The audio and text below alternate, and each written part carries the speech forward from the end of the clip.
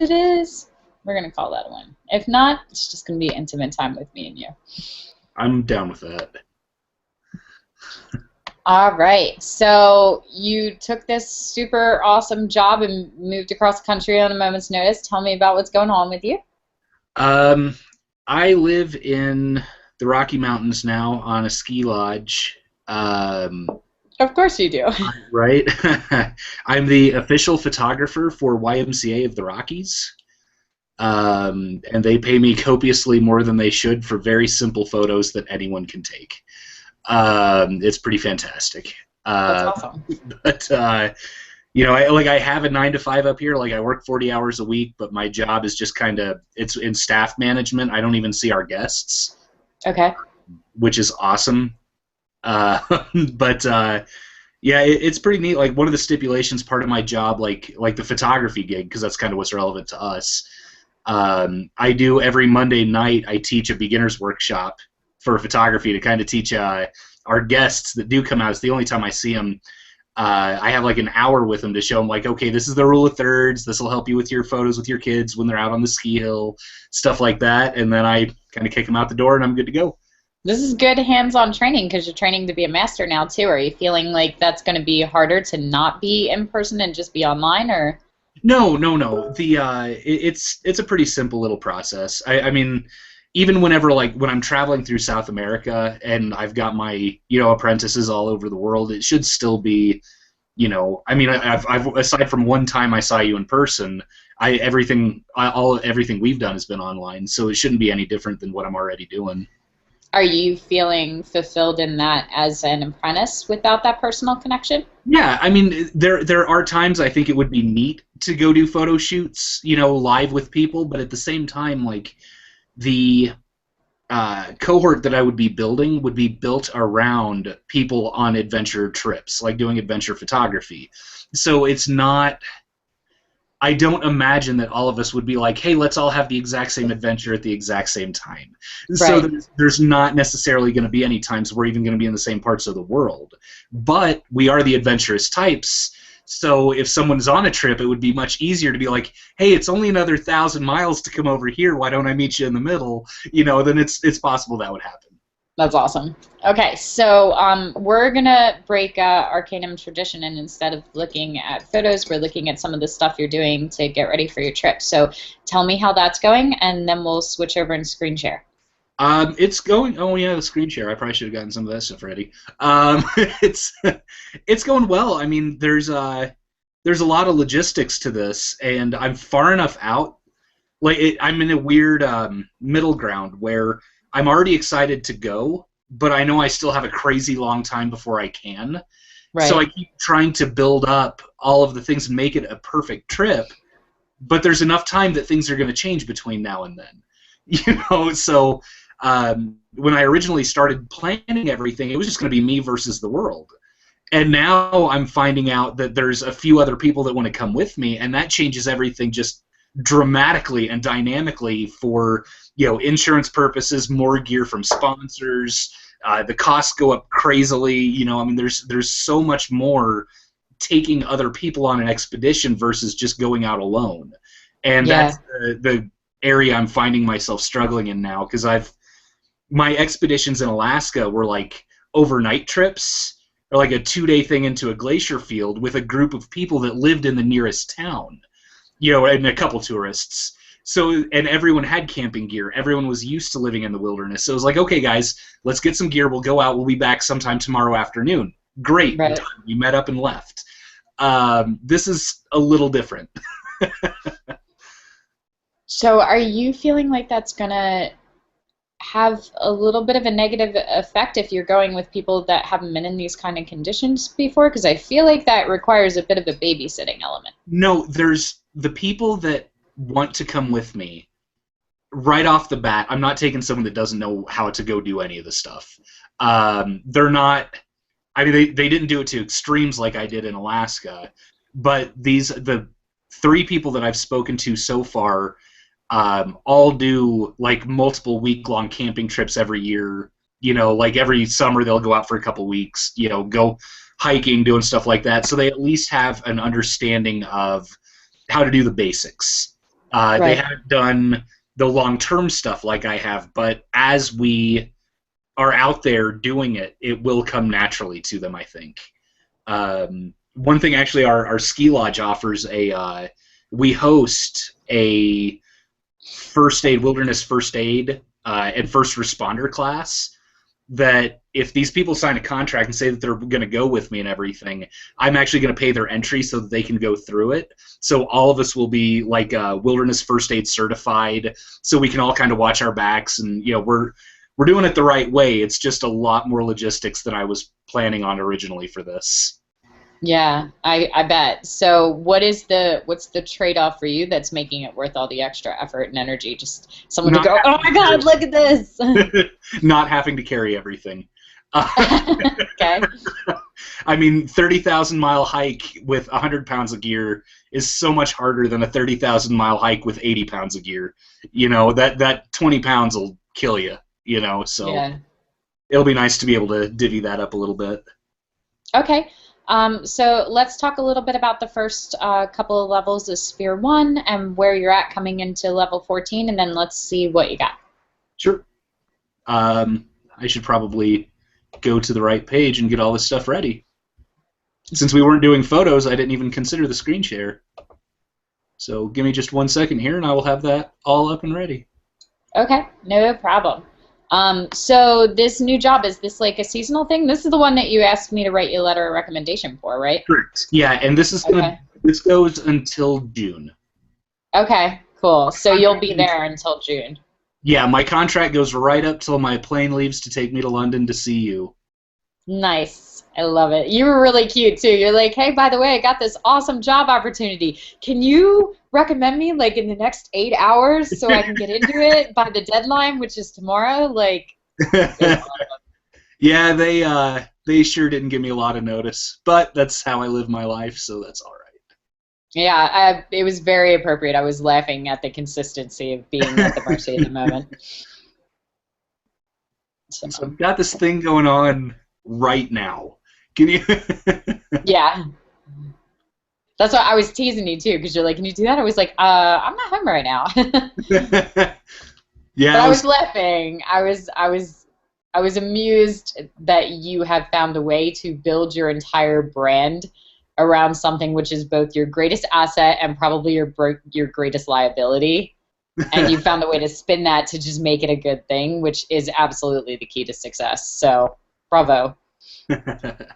Well, thank you for that. All right, I don't know how to screen share this one other than to share the page on my on the Arcanum, because it's not like just a photo to share to look at critique. It's the whole yeah, list. That's fine. So, a second to bring this up for the screen share. Close all your chat windows.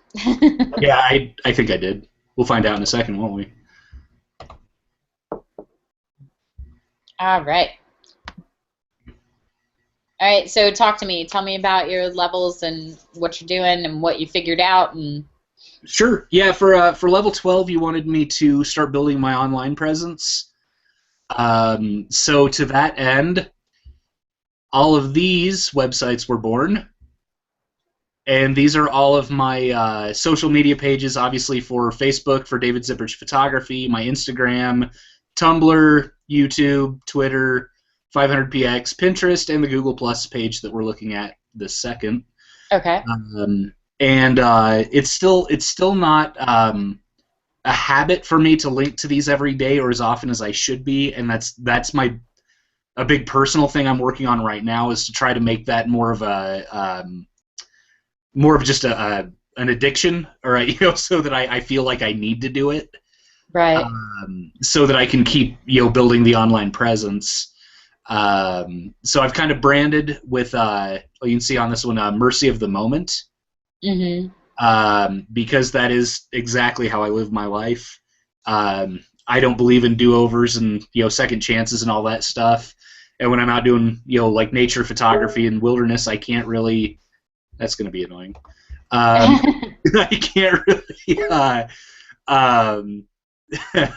I can't tell the animals to go back because my lighting was wrong.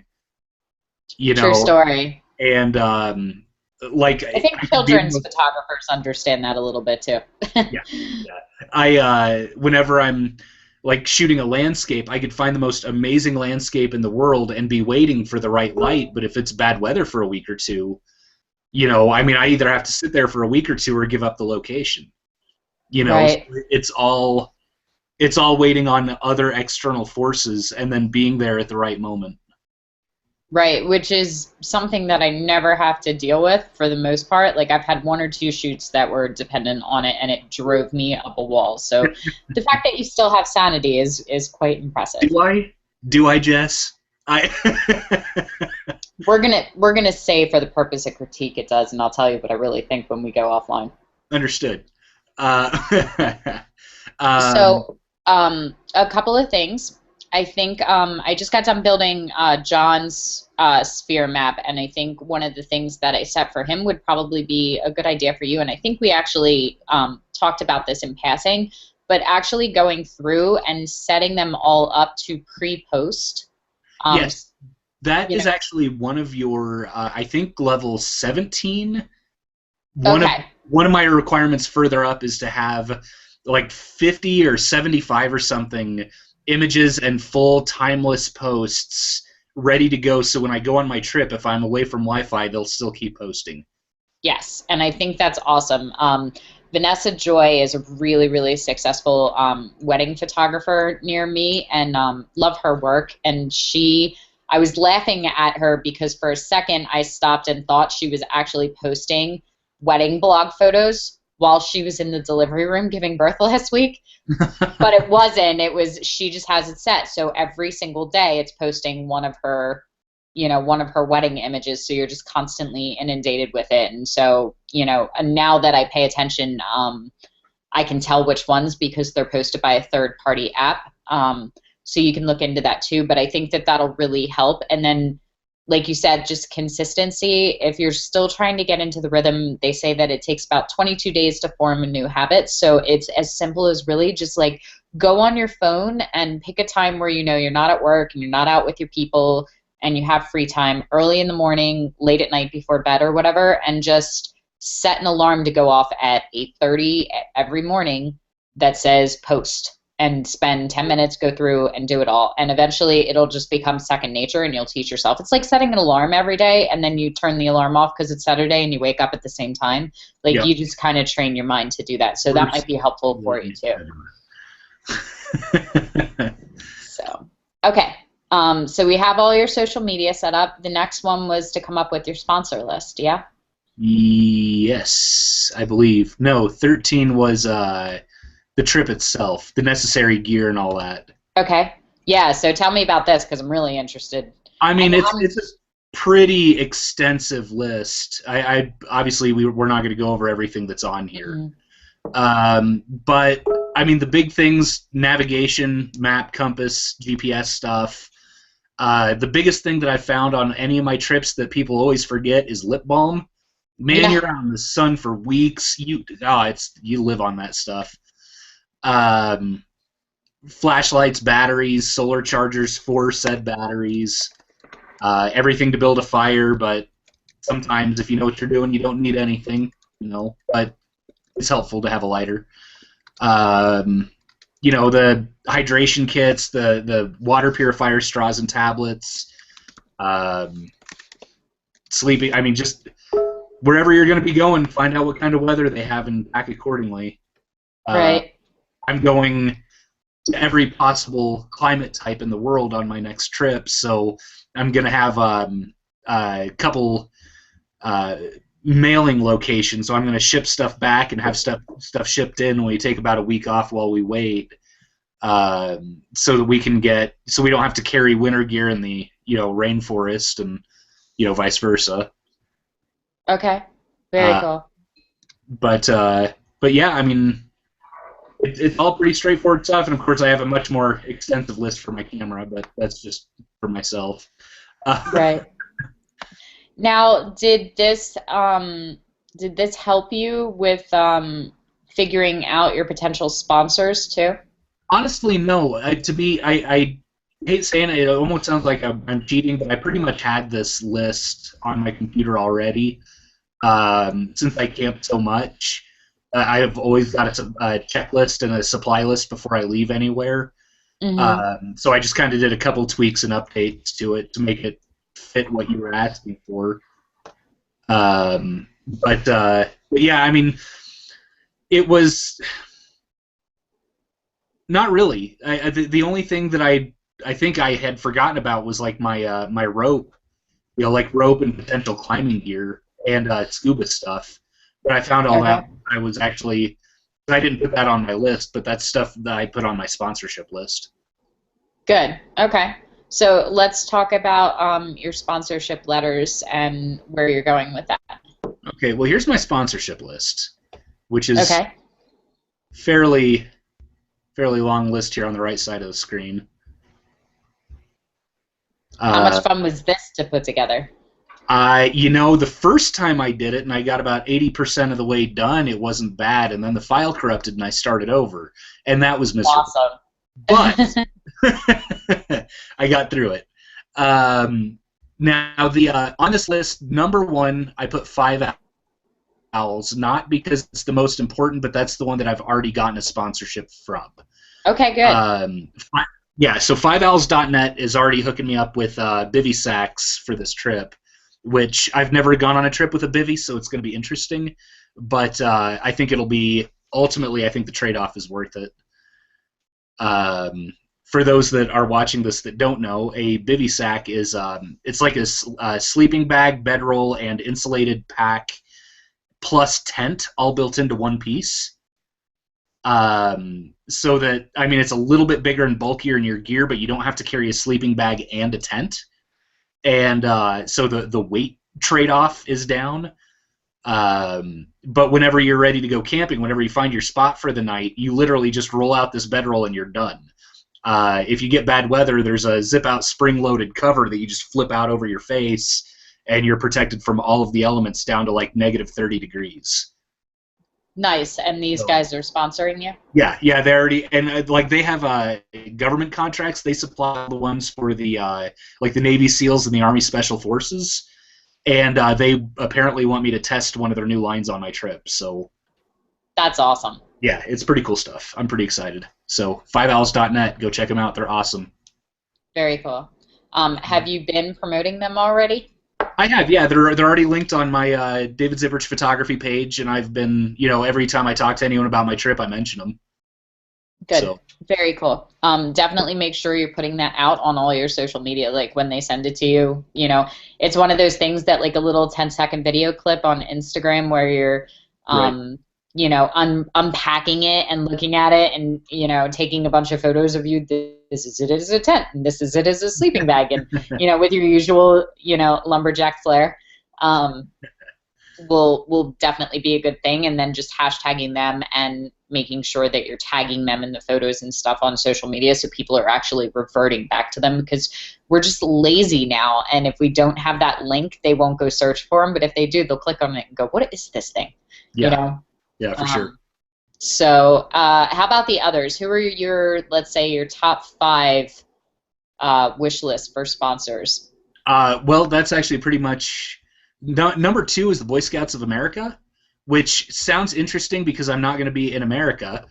But I got my Eagle Scout whenever I was growing up, and that's actually kind of what spawned on my love for camping. But the Boy Scouts have like crazy high quality, awesome camping gear and everything that you would conceivably need. So if I could get them to sponsor me just in gear, not even like in money or anything, but just in gear, I wouldn't need like anything else except the technology, like the cameras and all that fun stuff. So I've already actually been in contact with them, and they're debating it. So I don't know what that means. But basically, the trade-off is that they will hook me up with all the supplies and gear and fire starters and compasses and map kits and everything that I need. In return, I will be doing video posts from all over the wherever, like in the top of the Andes or wherever I happen to be, going over the step-by-step stuff in the Boy Scout handbook on what it takes to become an Eagle Scout and that'll all go on the Boy Scout website. Nice. That's cool, So and that's good. That's good cross promotion for you too, for other people to find you that aren't aware of you too. yeah, yeah, That sounds exactly. awesome. So yeah, that's a really big one for me. REI is the other massive, just beyond big. Um, these guys, REI, are it's like the biggest distributor, wholesaler, and supplier of camping gear, of high end camping gear that exists. If you can't get it from REI, odds are you don't need it, and it's just extra stuff. So there's one of the REI corporate offices is in Denver, which is about 90 miles from where I'm at right now. So I'm trying to schedule a time to actually go down and talk to their marketing team in person, so that we can kind of get some stuff worked out. Because if I can get REI to say, yeah, we'll do it. We need these pictures. These are our terms. Whatever their terms are, it's going to be better than spending 10 grand on equipment. So I'll do it. So it'll be worth it. REI is definitely the biggest of the camping suppliers, besides the Boy Scouts, of course. Now, when we did our packing list, did you come up with a general estimate of what that total cost is for your trip then? No, I think that's one of my further advanced levels is write down what you have and what you need and what it costs to get what I need. So I have an overall cost estimate of the trip for my so a crowdsourcing and social media thing. Right. Okay. I know we were definitely looking into that Yeah, for further it's been down. I'm it's been super brought up and excited I to heard see it that happened. for you. Okay. Very cool. And So that's the let's talk big part of about, that is knowing how many people I'm taking with me. Because if it's yeah. just me alone, it's whatever gear I have off of the cost of one person. Otherwise, it's 3 times the total plus whatever's left over of what I need, and that number is going to be gigantic. Well, this is your full packing list for basically the whole trip, right? So Yeah, if yeah, it's people going to are be coming with you essentially. for a leg of it, would they need all of this, or are you trying to break it down based on, climate I and where you're at? Well, like I said, I'm going to have every possible climate type. There's times I'm going to be in Ecuador, in the rainforest. I'm going to be on top of the Andes Mountains. I'm going to be on the Galapagos Islands, and there's a chance I'm going to be in Antarctica, as well as like Patagonia. So I need every possible type of weather gear there is. If someone's only going to be with me for one leg of it, then I don't need as much. But as it stands now, the people that are interested are in it for the long haul. So So it's these people are talking about coming with you for the entire trip. yes, ma'am. Nice. Yeah, Okay. I've got a few people that like to camp and don't like rules and regulations, so they want to kind of get away from society for a while. And those are the kinds of people that will help you survive. So I'm okay with that. Okay. So let's talk for a moment though about the fact that they're coming with you. Have you considered the fact that you could be doing smaller legs of the trip if you're going to take on extra people where they should be paying you like a workshop? Or at minimum, I don't feel like you should be paying their way unless they're really bringing something to the table for you. Like, Correct. Yeah, I've so, considered that. And the biggest thing with that I've come up with, and I don't plan on paying their way, but I need to know how much gear it's going to take and how much it's going to cost for everything. Because I need to give them numbers. But if I get sponsors to cover it, then it's not going to cost them anything because it's not going to cost me anything. But as far as workshops, that has certainly crossed my mind. And before I decided on the South America trip, the Galapagos Islands and Patagonia were both two major, major bucket list items for me. So as I was thinking about how long I was going to spend on this trip and where I was going to be and how I was going to travel from A to B and all that fun stuff, the idea of staying, camping and doing like sustenance survival camping on the Galapagos Islands just really, really seemed like an awesome idea. So I think what I'm going to do is when I get to places like that, once it's going to take me probably a year before I get down there to the Galapagos. That's like 25% of the way done part of my trip. So I should be right in the prime of I still have energy and will to do this trip, and I'm excited, and things are awesome because I'm still on the uphill part of it. So at that point, I think I'm going to set up a workshop like online for people to come down, like fly down and meet me on the Galapagos Islands and Right. spend like a week or 2 weeks camping with me down there, have a big photo workshop, shoot the giant sea turtles, the Komodo dragons, all the crazy wildlife that's down there, and maybe make enough money in the process to help fund the rest of my trip. Do the same Nice. thing once I get to Patagonia, and other places along the trip like Machu Picchu. We'll see what happens. But as it stands, there are 2 or 3 places I would like to have workshops. But most of what I do doesn't cost money. It costs time and effort, which is what I got to put in on my own on my feet. And that's kind of where I'm hoping that the Arcanum kicks in, because having a monthly paycheck with my own apprentices, being able to meet up with them, like stopping off at Wi-Fi locations, getting a satellite connection of my own if need be, to have that income would be ample for me to survive and maintain this whole trip. It wouldn't be as comfortable as if I had like REI and the BSA and Microsoft and Google sponsoring me, but it would be possible. And it's more important to guarantee the possibility, to guarantee a trip than to guarantee a super comfortable extra lush trip. Right.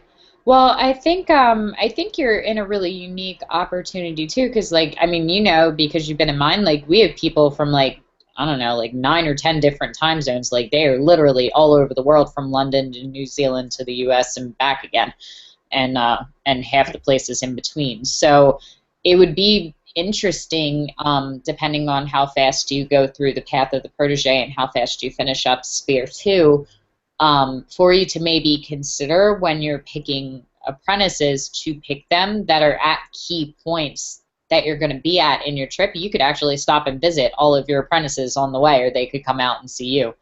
Sure. Like you were saying, like 500 miles. But there's an option in the database when we're going through apprentices that you can filter the results by by genre or by location and country and stuff like that. So that would be interesting for you to be able to connect with them and drop them a line and be like, this is what I'm doing, this is where I'm at, I should be to you at this time. Would you be interested in studying under me online? But then come this time, we could actually get together and you could see what it's like on this leg of the journey, which I think would be really unique compared to Sure.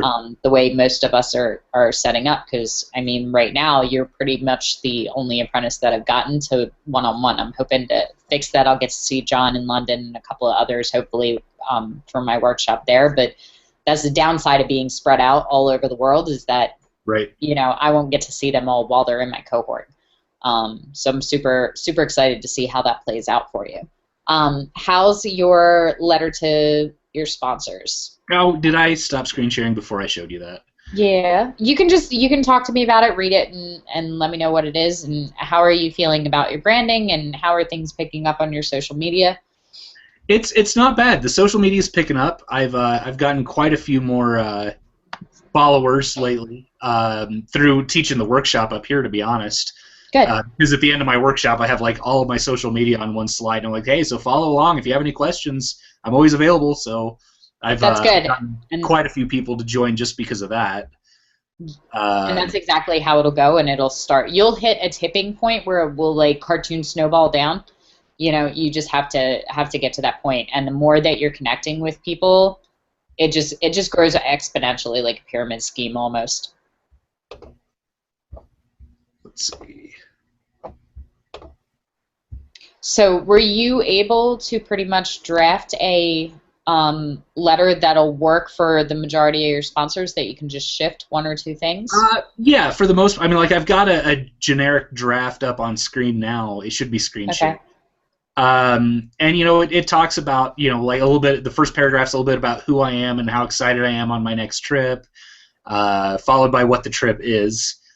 Then of course me, kissing butt, trying to tell them how much I want their company on board, and then what I'm doing and how I can help them, and then it's just a matter of shift a paragraph here or there, put in the proper company name, and what it is specifically from them that I need, and hopefully then I'll get a couple people at least interested enough to talk to me back. And okay. So this is pretty much exactly what I thought you'd come up with and what most people would come up with, and this is really just going to be the outline for it, and I'll tell you why. Yep. Because it's very formal, and it's very impersonal, and it's very dry, and this is exactly what they're getting from everyone else too that's trying to get them on board. So I'm an experienced outdoorsman and an avid photographer who has developed a large online following through almost all forms of social media. It is this following and my continued drive. That's the voice that they're going to read it in, which is not at all the voice of The Moment's Mercy or you as David Zipprich. They're not getting any kind of feel for your personality at all.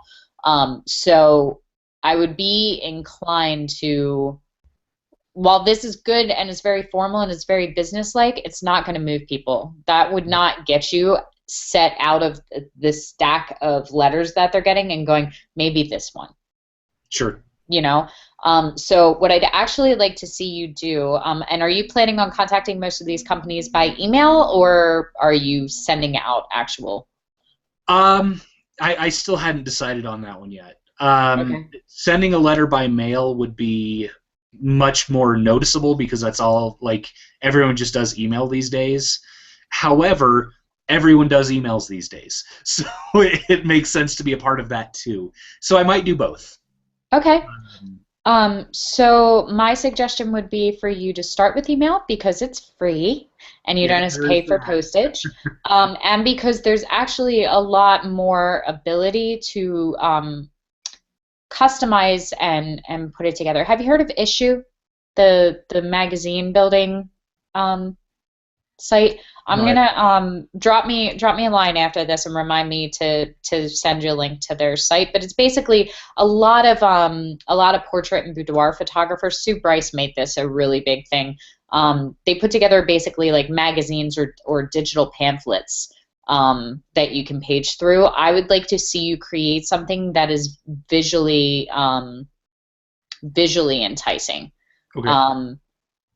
Pictures sell. That's why every single company uses it for advertising, because pictures and videos sell way faster and way more than anything that you're going to write on that page. So them seeing that letter is fine, but if you started that off with some of the photos of some of the amazing places that you've been before and some of your strongest images, like the one of the climber that you submitted for the Creation Wars, that would be my cover page. I wouldn't have like, this is David Zipprich and I'm in this town and this is my contact info. Like, that's not going to grab them. But if the first thing they see when they open that email is that image, they're going to go, whoa, who's this dude? Especially when you go to contact the company that has your ice pick, and your ropes and your things that are those kind of things. They're going to go, is that our stuff? Like, who is this guy? Why is he writing us? That will make them want to actually read the text and not just set it aside.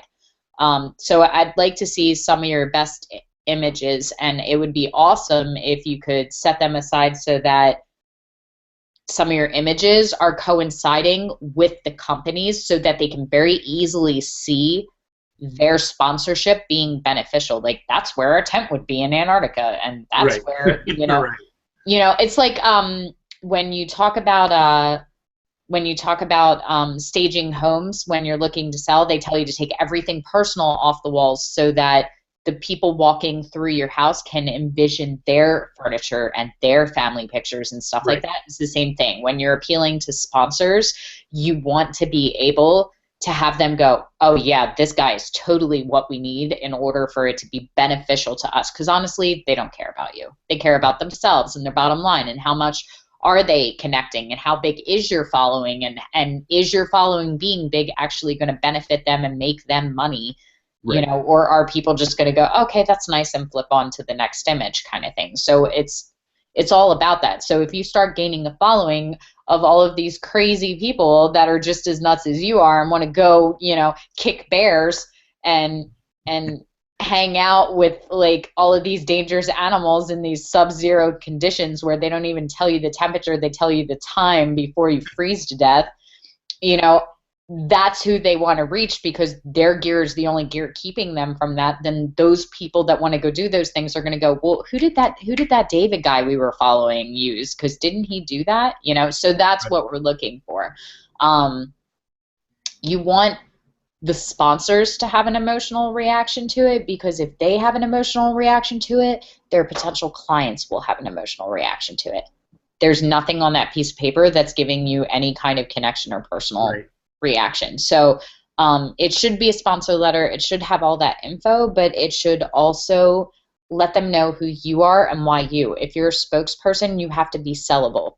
And if you can't sell yourself to them, they can't use you to sell their stuff to anybody else. Does that make sense?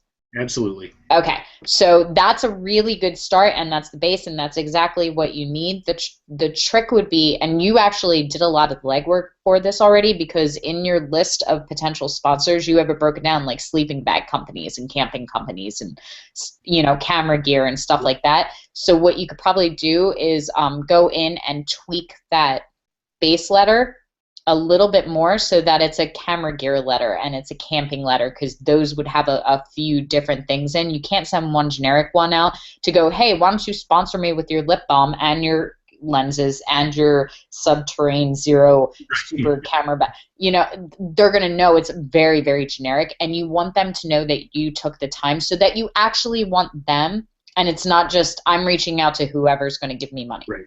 You know what I mean? Right. So I'd like to see that, and then I would like to see, you know, some images that fit that. Like, you know, if you took any photos of your camera gear in the snow, in the middle of the Arctic, in the ice kind of thing, like that's a really good sale image for them that they can use. And I think the back of my business card is one of my cameras on the tripod with the Northern Lights going off above it. Perfect. Yeah, that's exactly the kind of stuff that you're looking for. Now, here's the trick, is that it's not all about sponsor letters. Like, we definitely want to send them out to the companies, but this is where all the work that you've been doing with your social media setting up works too, because that image you were just talking about, you don't have to wait to send out your sponsor letter.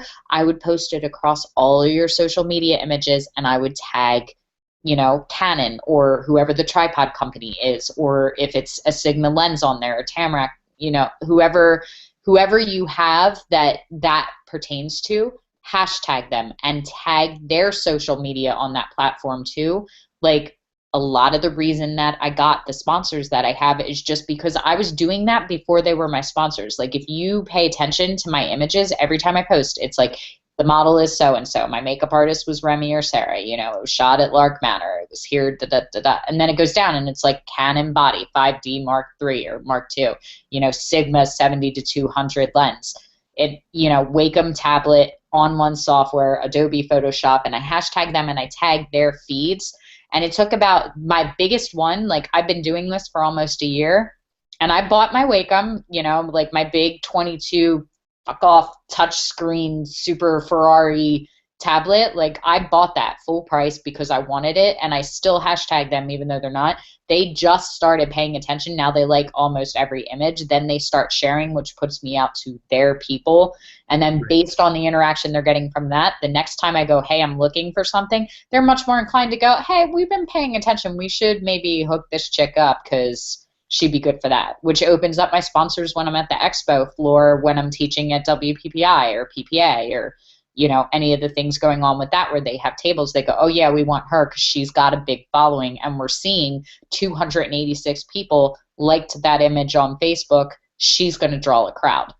It'll be the same kind of thing for you, where they're starting to look and they're going, oh yeah, he's got all these people interacting. Even though you're just hashtagging them or tagging them on it, most of those companies, especially like REI, they have a person that their job is to sit at the computer and respond to every single Twitter tag and, you know, G+ mention and Facebook hashtag and everything else. That's all they do all day long. And then their job is to categorize them and report them back and go, here's where we're seeing the most growth. So if you're doing that consistently, and their job is just to pay attention to who's doing that, and then they're looking and they're going, whoa, this guy's got pictures in Thailand and down at the Galapagos Islands and in Antarctica, and there's hundreds of people interacting on these posts. We need to get in touch with that person. You're going to have a much stronger foundation when they get that letter that they're going to go, we just got this sponsorship request from this David Zipprich guy, and somebody's going to go, yeah, he's the guy I showed you the picture of with the camera on the tripod in Antarctica. You know, like, you know what I mean? Right. So you're gonna build a relationship before you even try to step in the door. They're going to be much more inclined to say yes. So that's the lead up to that, right? Really what you're doing with your social media is flirting with them before you ask them out. I see. Which you're good at, so it'll be fine. Whatever. So that's something to be thinking about, and maybe going through your images when you have downtime, to figure out which ones will appeal to which companies. Be like, here's my my picture of this enormous bear eating a fish that I was 4 feet away from. Super glad I'm gonna get my, hashtag the company, bear canisters or traps or whatever to keep my food up so that he keeps eating the fish and not my peanut butter and jelly sandwiches. It's little things like that. And like even though like we're just bantering and you're like, because it's silly, if you get them to do that, it forms an emotional connection with them. That is the key to everything right there, is that little reaction. If you get them to do that, as opposed to them going, okay, image, that little thing will make such a huge difference when you go and ask them for money. Yeah. Gotcha. And soapbox. I'm done. Okay, so that's it, right? We just wanted to look over your letters and your stuff. How are you feeling? Is there anything that you want to pay attention to right now, or that you feel like you need help with? No, honestly, everything's pretty good. I'm kind of trying to figure out more with the like, I know that if push comes to shove, I can just get gear that I already have and just go hoof it and go off alone and make it work. But I don't want to do that. So okay. I'm really kind of dealing with the other people. The logistics of taking other people is kind of intriguing to me right now. This kind of all just came up in the last week and a half, that all the other people are kind of saying that they're on board to go. So it's kind of opened up all the logistics of what would it take to actually lead this as an expedition. And if I do that, then I definitely have to legitimize my company, not just, I own this company, whatever, because I say I do, so that I can, for tax purposes, for the other people that are going to be on the trip, for insurance purposes, stuff like that, there needs to be I need to actually have this as a business with them as employees of mine, even if they're not making any money. Or, you know what I'm saying? There has to be some kind of a link to do this properly. That so that everyone is covered for liability and insurance and all that stuff. Because I gotta watch my. I would imagine that Trey would actually be a really, really good resource for this. I don't think he's watching now because he's actually on his way to Antarctica. But let me see if I can touch base with him, and you can reach out to him too, because he's super approachable. He jumped on Ray's critique when we were talking about him last time in the middle of the critique and just crashed the party. But he does that all the time. He had people down for a month in Africa, and he had me and Renee Robin hop a plane to Montana on a 24 hours notice. So he's used to doing that kind of stuff all the time. Curtis Simmons handles a lot of the logistics and stuff for him too, so that's another good one to reach out, but they do that all the time. I don't think that you need to have them as employees, and I would actually discourage against that unless somebody with more legal experience than me tells you otherwise, because you're not paying them, and that just opens up a whole different level of what you have to set your business up as in order to have that, and you have to have health insurance for them and stuff like that.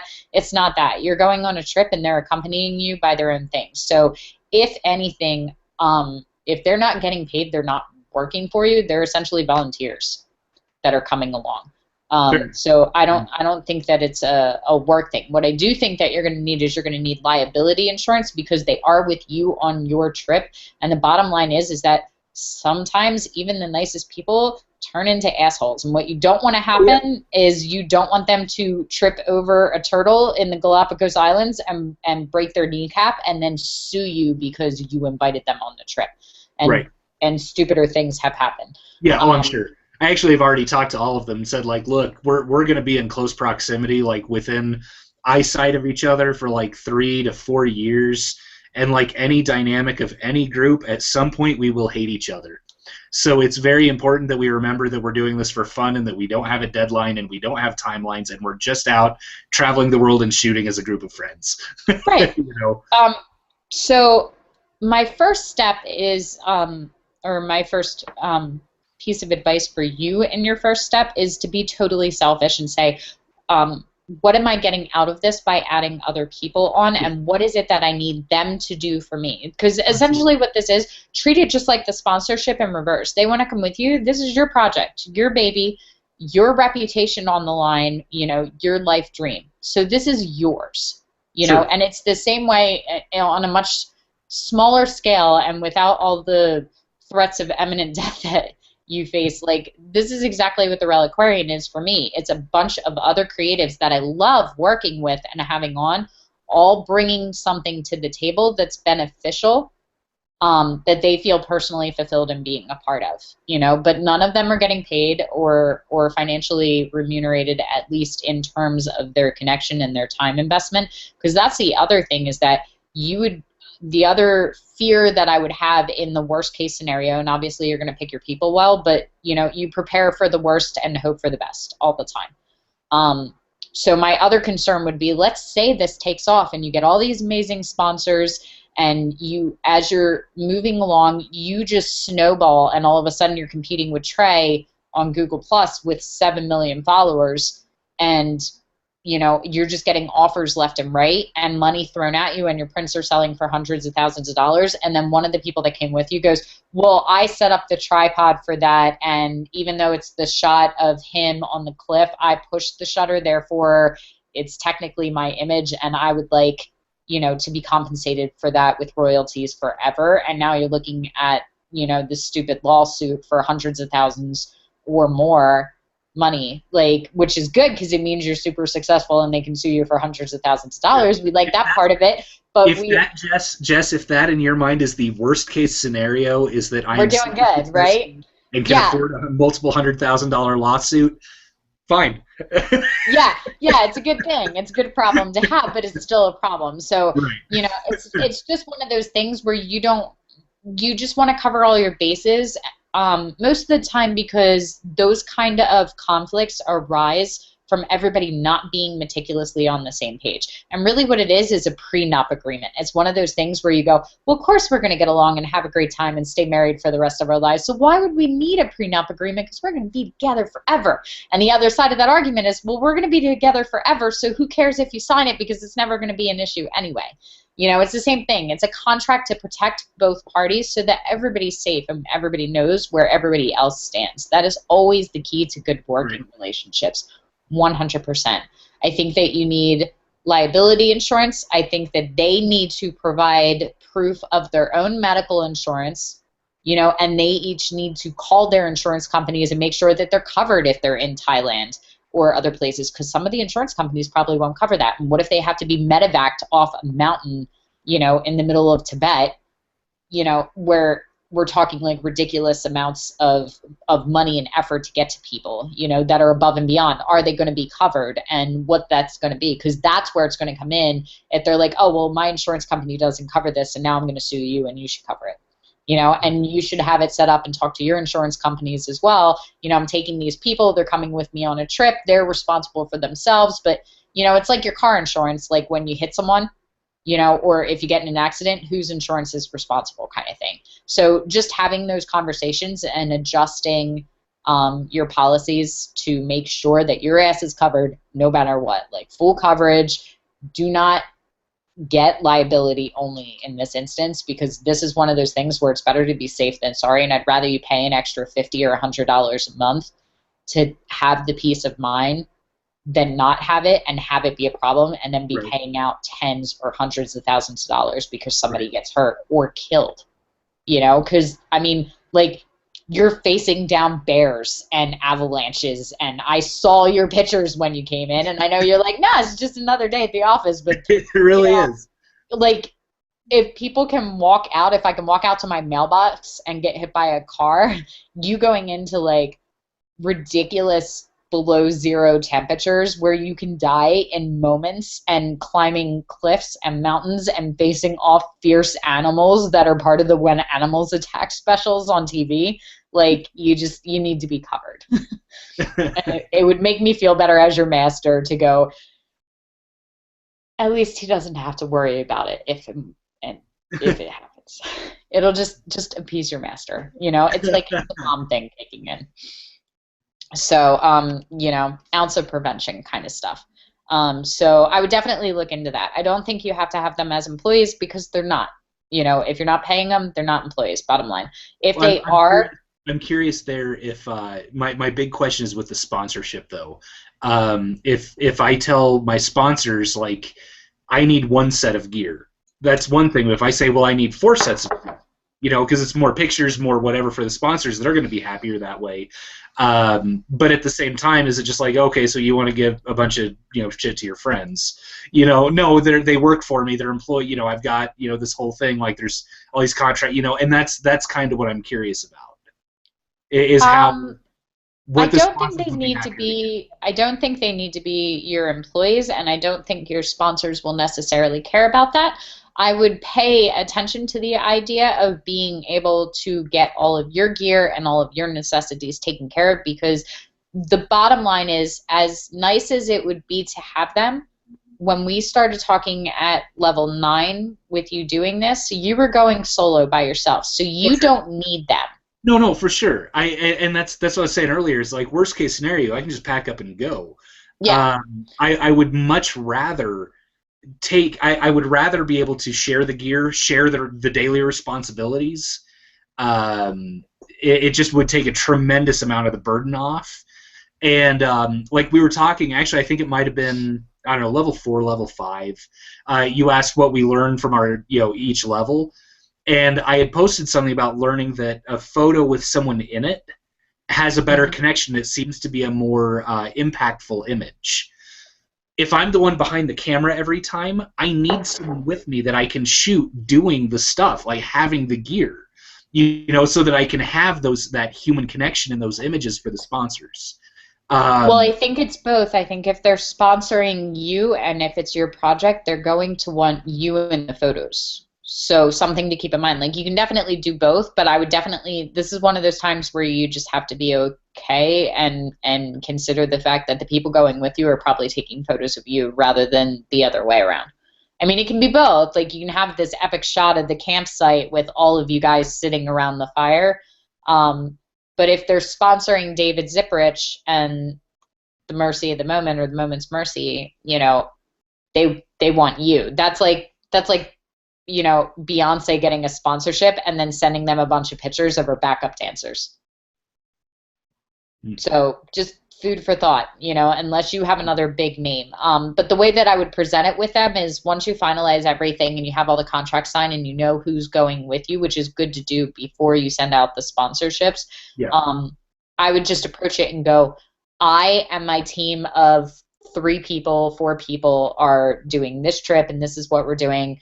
You know, if you want to send us, you know, this gear, what we're looking for is, you know, 4 of these super awesome sleeping tent bag things, you know, one-man band kind of stuff. Or what we're looking for is enough of a supply to keep my team of 4, you know, fed and warm and while we're on this leg of the journey or whatever. But you can just present it as your team. It doesn't have to be my employees, and it doesn't have to be really business oriented, because they're going to be sponsoring you. If they choose to give you 4, that's awesome. But you should be looking for your own, and you should be, you know, kind of looking for them to pull their weight a little too, because this is a once in a lifetime kind of experience, and you're doing all the work and you're finding all the sponsorships. So what's in it for you? pack muling for 30,000 miles is pulling a lot of weight. Okay. I mean, just having people to help carry all, like I said, having all the camping gear is tremendously heavy. Having that plus camera gear, plus tripods, plus solar power chargers, plus food, plus everything on one person, man, that is a nightmare. I have crawled doing that before, but I would much rather be able to split the weight down a little bit. Okay. So just so I don't Well, get fractures in my leg. let me ask you this. Is that actually going to divide the weight, or are you just multiplying? If you have 4 people go with you, if you're one of 4, is that dividing the weight by 25%, or is that just multiplying the weight so everybody's carrying? No, it certainly divides. The big thing is that since they aren't going to be photographers, I mean, they know how to shoot, whatever. They're friends of mine. I've been out with them in the mountains here plenty. But since they're not going to be the ones taking a couple high-end cameras and a few lenses for each plus tripods, if each of them carries a tripod or one of the pieces of camera gear or whatever, the weight drops down dramatically. It's not just one person carrying all of that. So okay, yeah, that makes sense. Okay, so with where you are now, what are you feeling is the most important for you to focus on at this point? Becoming a master of my own cohort for the steady income. Once I start, I'm not going to have... When I actually leave towards San Diego, because that's going to be my jumping off point, it's going to be go to San Diego, put the ocean on my right, and walk until I hit Texas is kind of the way it's going to work. Once that starts, I can't do a 9-to-5. I can't... there's no backup money at that point. Like, there's nothing coming in. Okay. So if I have my own cohort, and if I'm working with my own apprentices, and if I'm stopping Wi-Fi locations, checking in, keeping things going, then there's a little bit of money, even if it's not a huge amount, even if I don't have a full 20-person cohort or whatever, there would be enough money trickling in that if there was an emergency or if I had to bribe somebody to cross a border somewhere, that I would have access to the money to do that. I didn't hear that. Give up my gear. Hey, it may not happen. Which I totally get, and we're in critique and we're talking about you in relation to this project. I'm just going to caution you, as far as that goes, and just in the, I don't even know if I'm allowed to talk about this, but I'm gonna, because they love me and they won't fire me, I hope. But when we first started, this was very much built from the ground up. Like, I was in as one of the original Inception Masters. They were just getting started, and we've kind of built it collectively together with everybody putting their weight in. Like, the first couple of months that you guys were in, like, the Masters were not getting paid. Right. Because it was being built literally, like, it was like cartoon-like, where they were building the road right in front of us that we were walking on, like, one step ahead of us. And we knew that going in. Like, it wasn't like all of a sudden we didn't get the money. Like, we knew that they were building it to get to that point, because you guys all pay, a tuition fee every month. So until the money comes in, there wasn't money coming in, and they were putting all of the money that they all invested, which was a significant amount, towards building the app and building the website and putting all of the logistics in place and building the financial platform so everybody could get paid. So we knew that going in. This is a lot of time and energy, and there's no significant learning that occurs without a significant relationship. So this totally comes from a place of service. I mean, and I was, almost in tears because I spent most of the week before Christmas in the ER, and I was really, really sick, and I was not, because I was putting you guys as the potential masters in charge to run things for me, because I couldn't even, like, get to a computer. Like, I was in the ER. And, this is so much from a place of service. And the time that it took to actually build all of your Sphere 1 things was like days of going back through what you were doing. And I wasn't getting them out, so people were just sitting in Sphere 1. Now, you have the ability to not be stupid like me, and an overachiever, and do the first 20 levels, and they're all pretty much pre-designed because Trey and the other headmasters and a lot of the other masters got together and said, what do we feel could be a basic framework that we could build for everyone that would benefit everyone no matter what genre or where they are in their task. And then as the masters, we just go in with that framework and fill it in and personalize it. Sure. So what I've done for you guys with levels 11 to 20 is really what I should be doing for you guys for like levels like 31 to 40 maybe. But you know, we know I'm not an overachiever at all. But my greater point is that I've heard you mention becoming a master twice in this now, and you've immediately associated with that with the financial game for you. Oh no. Yeah, I can see where you're coming from with that. No, the becoming a master is quite obviously to work with the, you know, helping people do the up and coming stuff, hopefully rub off on the whole, there's no reason for you to stop. You can go out and shoot. Look at the things that I do with nothing, you know, and kind of encourage people to get out and do that stuff. However, as we look at it, the reality of it does come with a paycheck, though. Yes. And that is something that's on my mind, you know, because I am getting ready to go on a trip that will require that. So that's why that's come up, is because we're talking about the trip where that's going to be necessary. As far as becoming a master, though, that is by and large much more for me to have the opportunity to work with the other people coming up and learn from it. Man, just more trips, more travel, more stories, you know, stuff like that is just always amazing. But yeah, I had mentioned the paycheck thing on it because we were talking about sponsorship and money, you know, while that came up. Okay, so let me ask you this. If you weren't going to get paid on this trip, mm-hmm. to be a master, is this still something that you would be considering doing? Would you still want to connect with the Absolutely. People for the sake of what you're doing? Well, it's not even a matter of considering. Like, I'm in it for the long haul. Like, I'm going to keep doing it. Mm-hmm.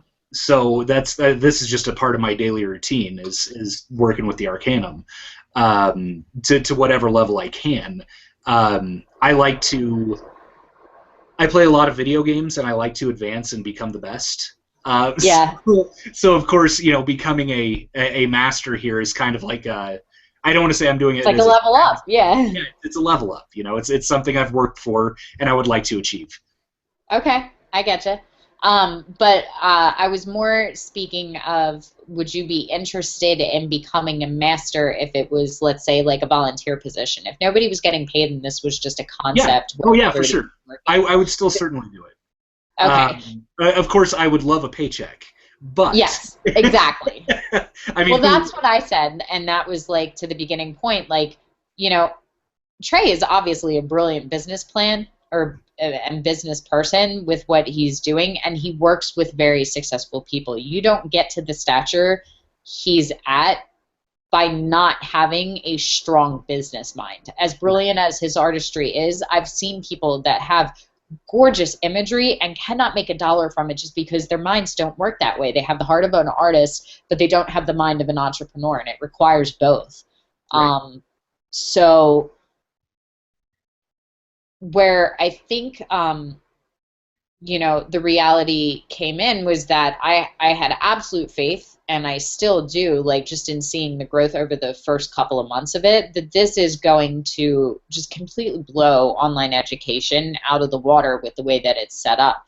However, I also went into it and said, if I put in money or time and energy for the next 6 months with these people, and then for whatever reason it doesn't take off and they go, well, that was a fun experiment, it's not going to work, we're closing the Arcanum doors, I knew that that was unlikely, but always a possibility, because there are businesses that have been in business for 20 and 50 years that all of a sudden go out of business because of the change of times and things like that. And this is an experiment. I've never seen anything else like it. So it was either going to take off and become what it's becoming, or it wasn't. Right. And I had the absolute devotion once I put you guys in to go, you know, if they called me tomorrow and said that was really fun, but it's not going to work, I would keep the community because it's a free Google community, and I would continue to work with you guys because I believe in what you're doing. So that has to be the foundation that becoming a master is built on, because it is for every single master that's in right now, which is why it has been successful and which is why it will make money, because profit will always follow passion. And so I just want to make sure that as we're moving forward, though I totally understand how it's personally benefiting you and it's the ideal scenario, that you're doing it from a place of passion that wants to teach, and just accepting the fact that one of the fringe benefits of that is that profit is going to follow that, but that you're not chasing it as a source of profit. Correct. Because then I think it'll get overwhelming for you with everything that you're doing. That said, I think that there are stronger teachers that it's going to be a little more second nature for in here that are training to be masters, just in mine and across the Arcanum, because I'm running the Path of the Protege program right now. But I think that you specifically have a very unique ability to completely stomp on and eradicate everybody's excuses for why they can't be a photographer and shoot successfully. Because you're like, no, I got about 6 hours, and then if you send me this letter of recommendation, I'm going to move halfway across the country with the clothes on my back and go take this opportunity for the next couple of months in the middle of the Rockies before I go on a 3-year tour of all the most dangerous places in the world. And no, I don't have any sponsors, and no, I don't have any of the stuff set up, and this is what's going on, but I will make it work. And that is so essential to success, and that kind of mentality is what gets you the sponsors and is what gets you the experiences. And if I can put you in front of 20 people at a time that you can teach that to, it will totally change the standard of the industry and what people find themselves capable of being. I think that is absolutely your strength and why I want you as a master. Completely. So as long as you promise me that that is going to be something that you are just beating into everybody's heads, like, I'm going to put you in the community and you're going to be the first apprentice from JLark to actually get into the protege community. So you have 3 minutes to sell me on why you should be one of the 5 people that I put in this community right now. 3 minutes, huh? Yeah, no pressure. I think we'll go for a 30-second pitch, and we'll spend 2.5 minutes having coffee talking about how awesome I am. Fair enough. No, it's obviously, like you were saying, I go do this stuff with nothing. Most of the pictures that I've shown you guys were with a Rebel T3 and a kit lens that I got at Radio Shack secondhand with my employee discount. I go out with nothing. I shoot it because you gotta love doing it. Like I was telling you in one of my previous critiques that, like, I was asking how to monetize my images, because I shoot because I love shooting. I edit because I like looking at the work afterwards, and I have a hard drive full of photos because I love having them. It's the experience of shooting is why I do what I do. I really think it's more the action of going out and shooting. It's like heroin to me. Like, I have to do it, And if I'm working with other people that are like-minded enough to just say, yeah, I want to do adventure photography, I can find a way to get them out to do it, because it doesn't matter what their financial background is. I guarantee they're better off than I am. Guaranteed. I should have bought stock in Top Ramen. It's it's certainly you have to have a passion for it to do the photography that I do. People can do the assembly line working in, like a portrait studio, like, in the mall or, in Sears or whatever, and call themselves photographers, sure. But if that's all you're doing, you might as well just have an iPhone and, just call it a day. It's not really photography to me. Photography to me, it's work. You gotta go and you gotta want it. Whatever it takes to get the shot. Sold. Well done. All right, you survived your level 14 critique, so you get to go in and get applauded by everyone, as you usually do, because we have a really awesome, supportive community. And then you should look in your notifications for an invite to the Path of the Protege community, which is where you will be for the next 6 levels while you're leveling up to level 20 in-house Lark. And then when you get in there, you can take a look. It's basically designed the same way, like in 10 levels, but we call them stones because they're stepping stones along the path. If you can complete all of them, you will sit down with 3 masters. So your next step is to get an advising master, which means the pitch you just gave, you have to make that in the community and get somebody else to say that they believe in you enough that they're willing to stand by you on your pathway, and then to sit on the board. At level 20 as an apprentice, you come in as a protege and you sit with 3 of us, and we decide whether or not to invite you into the realm of masters. And you have to have all of us say yes in order to do it. So be on good behavior, be your usual charming self, and make a good impression. Don't disappoint me. I won't. I know, you never do. Okay. I never leave the ladies disappointed. All right, well, I'm hanging up on you because I have the next critique with Ava in T-minus 10 minutes, but you did swimmingly, and I'm really, really proud of all of the work you put in, because I know that that was a lot of work, and it wasn't a lot of fun work to do it, but I think it's going to pay off. So, I mean, it can't have been a bad thing. You know, some way or another it'll work out. Good. So keep moving forward on those. Drop me a line if you need anything in the interim, and I'll see you again at level 19. Sounds good. All right. See ya. All right. Thank you, Jess. See ya.